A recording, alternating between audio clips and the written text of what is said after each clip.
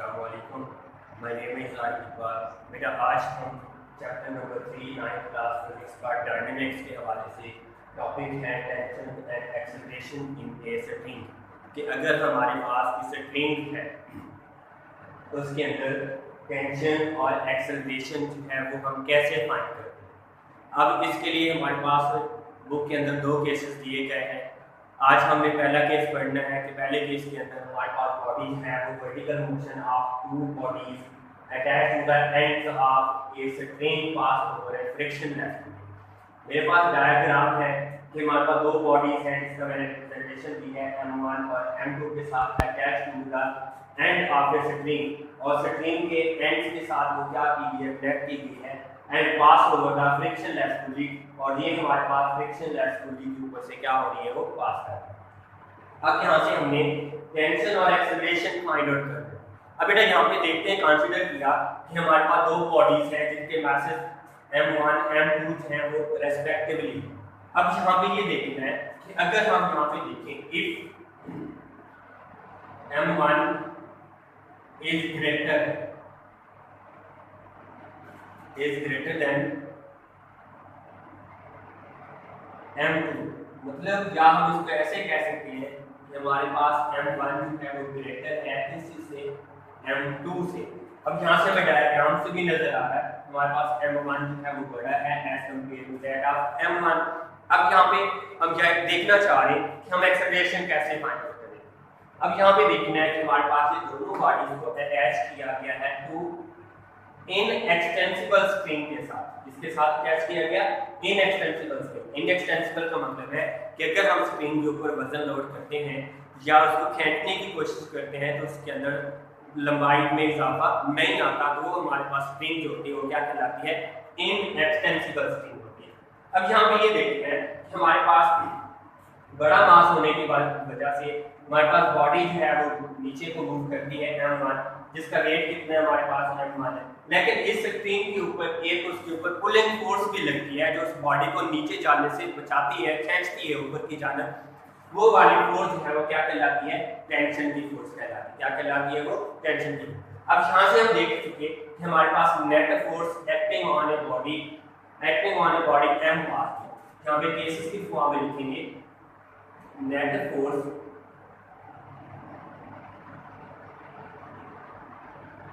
Acting on body m1 है वो क्या है। अब यहाँ पे देख चुके कि हमारे पास बॉडी नीचे को जा रही है, इसका मतलब है कि बॉडी m1 जो है उसका वेट जो है वो ज्यादा है as compare to that of its tension. तो कैसे लिखेंगे, ये आ जाएगा हमारे पास W1 माइनस T। W1 हमारे पास वेट है, then according to Newton second law of motion क्या हम इसको ऐसे लिखे, हमारे पास क्या आ जाएगा W1 किस चीज के बराबर है, m1g माइनस T। देन हम लिखते हैं इसको according to second law of motion. तो नेट फोर्स जो है हमारे पास वो बराबर होती है किस चीज के, m3। Then this equation will become m1a is equal to m1g minus t और ये इक्वेशन नंबर क्या आ जाएगी, 1 आ जाएगा। सेम लाइक दैट अगर हम फोर्स फाइंड आउट करते हैं दिस बॉडी के ऊपर सेकंड बॉडी के ऊपर,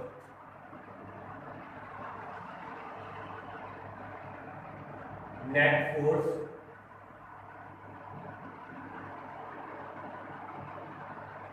acting on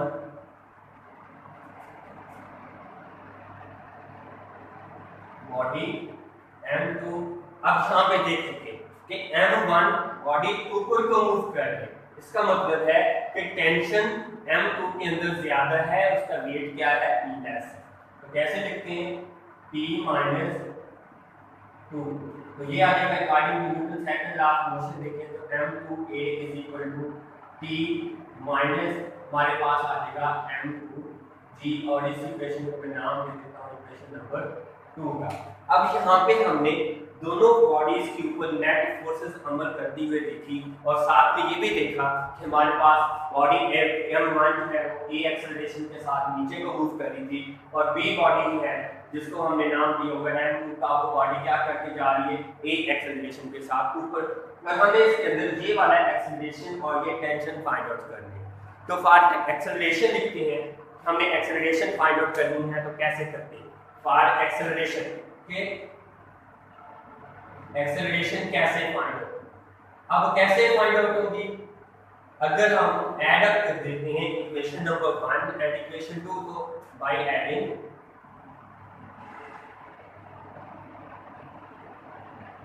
equation 1 and 2, equation 1 and 2 को ऐड अप कर सकते हैं।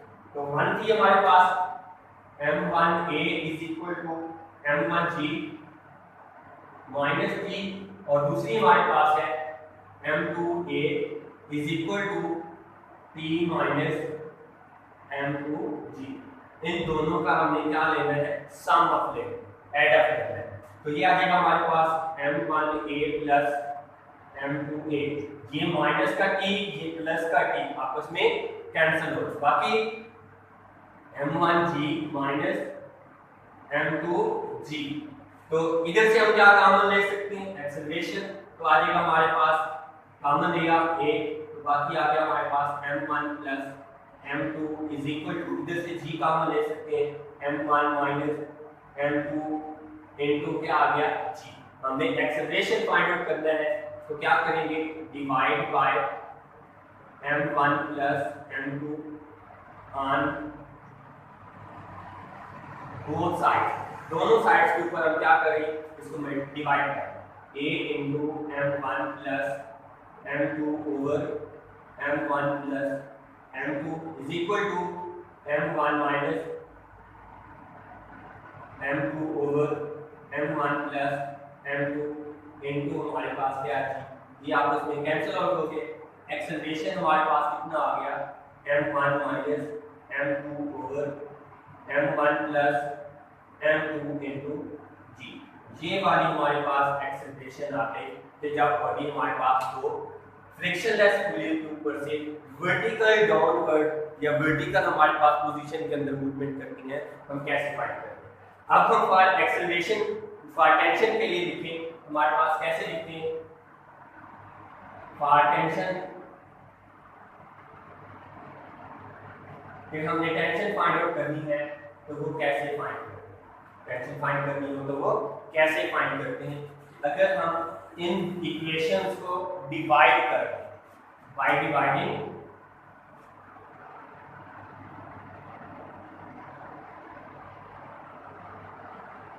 इक्वेशन 2 बाय 1, अगर इक्वेशन 2 को 1 के साथ डिवाइड कर दें तो हम टेंशन फाइंड कर सकते हैं। कैसे आएगी हमारे पास, m2a is equal to p minus m2g, इसको डिवाइड करना है उस इक्वेशन के साथ, m1a इनटू हमारे पास है m1g माइनस p, एक्सेलरेशन के साथ एक्सेलरेशन क्या हो गया, कैंसिल हो, बाकी हमारे पास बचा m2 into m1 cross multiplication भी लेके आओ साथ minus t is equal to m1 into t minus m2g। तो हम इसको अंदर मल्टीप्लिकेशन करें तो क्या बनेगा हमारे पास, m2 m1g minus m2t is equal to m1t minus m1 m2g। हमने टेंशन फाइंड आउट करनी है, तो टेंशन को एक साइड पे ले लें और मास और ग्रेविटी को एक साइड पे ले लें, तो क्या आ जाएगा हमारे पास m1 m2g, ये माइनस के अंदर आके plus m1 m2g is equal to m1t minus का इधर उधर जाके प्लस तो m2t। तो यहाँ से हम दोनों को सॉल्व आउट करें तो हमारे पास आ जाएगा 2m1 m2 into g is equal to, वहाँ से t कॉमन लिया तो हमारे पास है m1 m2 इनटू t। तो दोनों साइड पे m1 प्लस m2 को डिवाइड कर दें तो हमारे पास उसकी टेंशन हो जाती है। तो टेंशन हमारे पास आ गई 2m1 m2 over m1 plus m2 into g। तो यहाँ से हम उसकी क्या फाइंड कर सकते हैं, टेंशन फाइंड आउट कर सकते हैं। क्या फाइंड कर सकते हैं? उसकी टेंशन। अब अगर यहाँ से उसकी ग्रेविटेशनल एक्सेलरेशन फाइंड आउट करनी हो, या इस अपरेटस का दूसरा नाम भी हमारे पास है, तो उसका हम कहते हैं एटवुड मशीन कहते हैं। क्या कहते हैं इसको? एटवुड मशीन भी कहते हैं। और एटवुड मशीन को हम फाइंड करने के लिए, ग्रेविटेशनल एक्सेलरेशन फाइंड करने के लिए क्या कर रहे होते हैं? इस्तेमाल कर रहे होते हैं। अब ग्रेविटेशनल एक्सेलरेशन यहाँ से कैसे फाइंड आउट करें? अब यहाँ से कि हमारे पास जो है ग्रेविटेशनल एक्सेलरेशन फाइंड आउट करना है, तो अबव अपरेटस, ये वाला अपरेटस जो है, इस अपरेटस को हम कहते हैं कि ये हमारे पास है एटवुड मशीन। क्या है हमारे पास? एटवुड मशीन है। और इसको यूज किया जाता है to find gravitational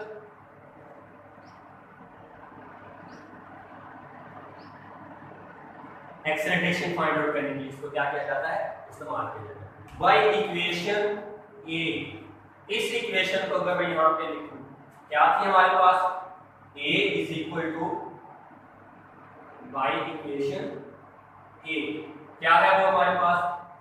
m1 minus m2 over m1 plus m2 into g। हमने यहाँ से g की वैल्यू फाइंड आउट करनी है, ग्रेविटेशनल एक्सेलरेशन फाइंड करना है। तो क्या लिखेंगे?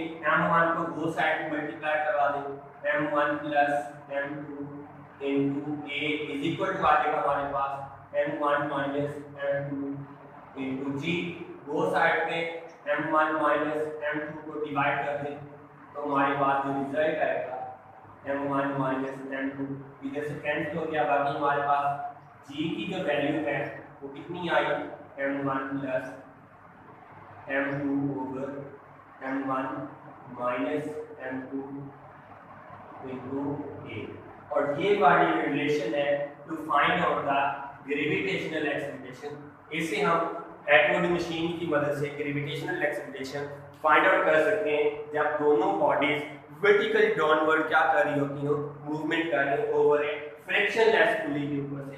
तो देन हमारे पास टॉपिक का टेंशन एंड एक्सेलरेशन का, हमने टेंशन एक्सेलरेशन भी फाइंड आउट किया, उसका टेंशन भी फाइंड आउट किया, और फिर लास्ट में हमने ये भी देखा कि इस एटवुड मशीन की मदद से हम ग्रेविटेशनल एक्सेलरेशन भी फाइंड आउट करते हैं। तो वो कैसे फाइंड आउट किया वो हमने यहाँ पे देखा।